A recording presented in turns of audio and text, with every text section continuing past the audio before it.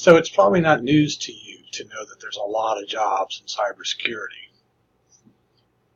It's probably one of the most high demand professions that we now have. What might be news, though, is that many of those jobs actually are based in a criminal justice framework. And in fact, criminal justice graduates might actually be helpful in some of those careers. So this is another area that the discipline of criminal justice and cybersecurity overlaps, in that criminal justice has a role in helping to prepare future employees. Criminal justice graduates can enter certain cyber careers that are related to a framework that the National Initiative for Cybersecurity Education has developed. NICE, which is the National Initiative for Cybersecurity Education, has identified certain domains that help to characterize the kinds of jobs that are available in cybersecurity. Now, many of these are for engineers, for computer scientists, or for business analytics type of careers. But there are some that folks with a criminal justice degree in the right type of cyber crime or cybersecurity coursework could actually be prepared for. For example, the National Initiative for Cybersecurity Education identifies certain types of careers as involving the behaviors of overseeing and governing. And the way that they describe it verbatim is that these are careers that provide leadership, management, direction, or development and advocacy, so an organization may effectively conduct cybersecurity work. In these cases, it could be a person in cybersecurity leadership, it could be a business person, it could be private security. Many criminal justice graduates, in fact, don't go into a specific criminal justice job, but go into private security. And it's through that private security that they may actually end up working in a company, working for a business, providing security, and then eventually get into the cybersecurity realm of providing that similar level of security. So overseeing and governing would be one domain. Collecting and operating is another type of career that's identified by the National Initiative for Cybersecurity Education. And these careers might be analogous to counterintelligence, which is part of federal law enforcement work and some state-level law enforcement work, where people need to know how to collect evidence. People need criminal justice graduates in these careers might be trained in how to collect evidence, and might be trained into how to investigate and how to engage in cyber operations in a way that is helpful to furthering our criminal case. Whatever the area we focus on, the key point here is that cybercrime majors integrating criminal justice and technology majors have been developed. I would encourage you to take a look at ODU's major as an example.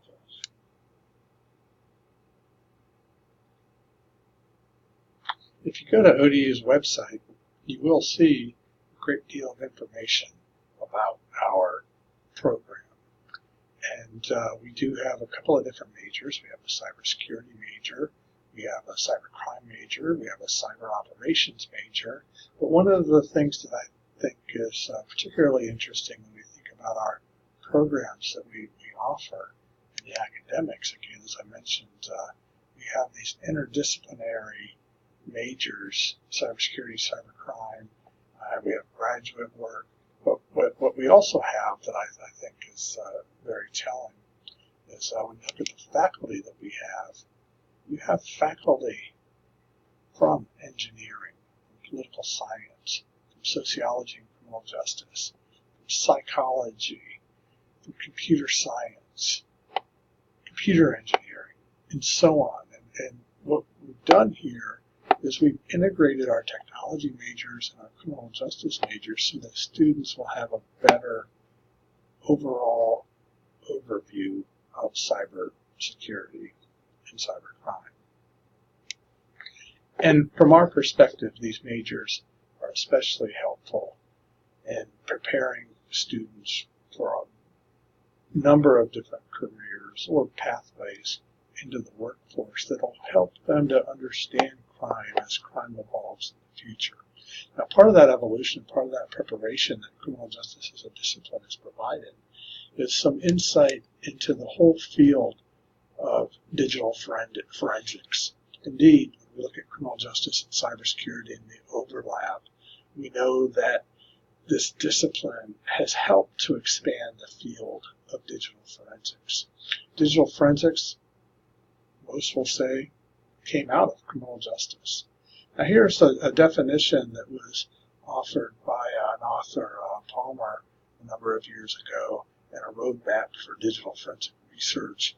And essentially what the definition says is that digital forensics is the use of scientifically derived and proven methods toward the preservation, collection, validation, identification, analysis, interpretation, documentation, presentation of digital evidence derived from digital sources for the purpose of facilitating or furthering the reconstruction of events found to be criminal or helping to anticipate unauthorized actions to be disruptive to planned operations.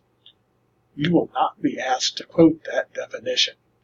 What I would hope you'd understand, though, is that digital forensics is simply taking criminal investigation techniques and applying them to the digital world.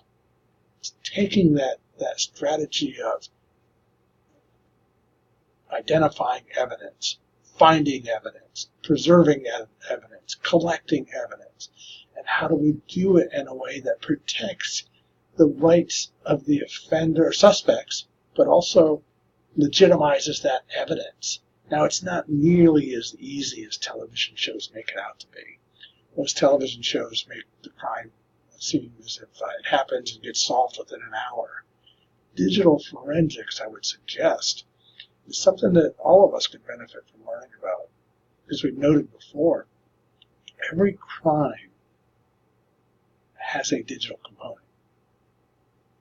Actually, maybe not every single crime, but I've seen estimates that 95% of crimes have some sort of digital component, where we bring in these digital forensic experts to figure out where was that offender? How can we take their cell phone and ping it on a cell tower and another cell tower to identify where they made a phone call from? The offense may not have had anything to do with cyber offending, but if we can identify where they were using cyber technology, that's digital forensics. Now, criminal justice has been identified as one of three social sciences, the other two are sociology and psychology, that help to develop competencies in the area of digital forensics. So digital forensics will bring together computer science and engineering to a certain degree. Then it brings in these aspects of human behavior and these aspects of how to understand human behavior and how to collect evidence, how to preserve evidence, and how to communicate with people, and how to do so in a way that helps us to better understand digital crimes, or in this case, cybercrime. Criminal justice has played a central role in the evolution of digital forensics. In fact, you will see many criminal justice departments academic departments that offer coursework in digital forensics. It's not all of them, but it is starting to certainly grow. Criminal justice is also involved as a discipline in helping to figure out how to best respond to these crimes. Criminal justice researchers will study things like what's the appropriate punishment for cyber offenders. We might survey members of the public and ask them what they think about sending offenders to prison.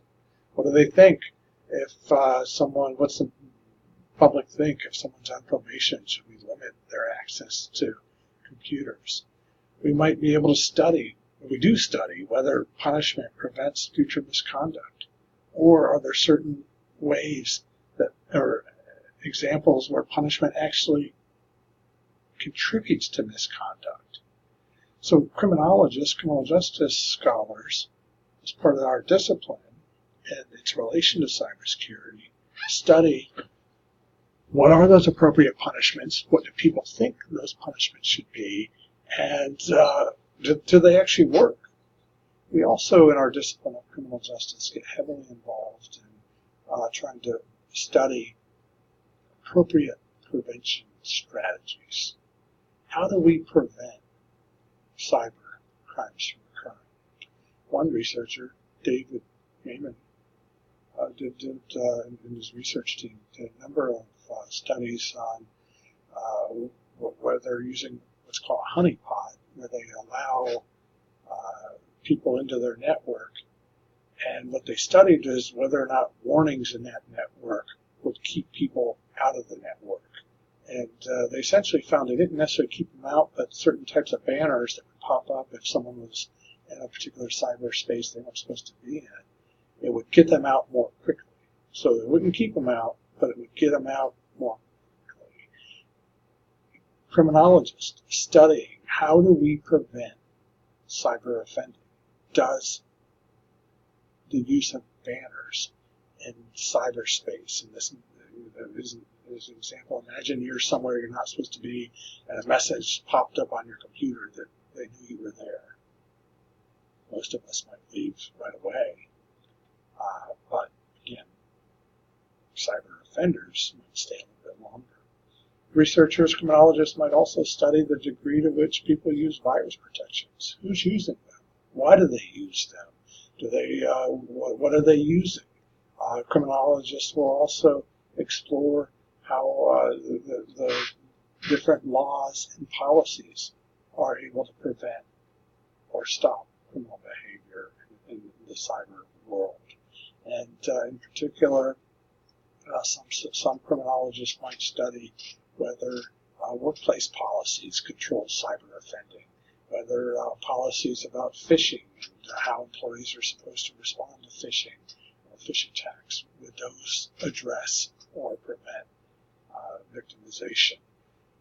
Criminologists have a central role in understanding the legal response to cyber offending.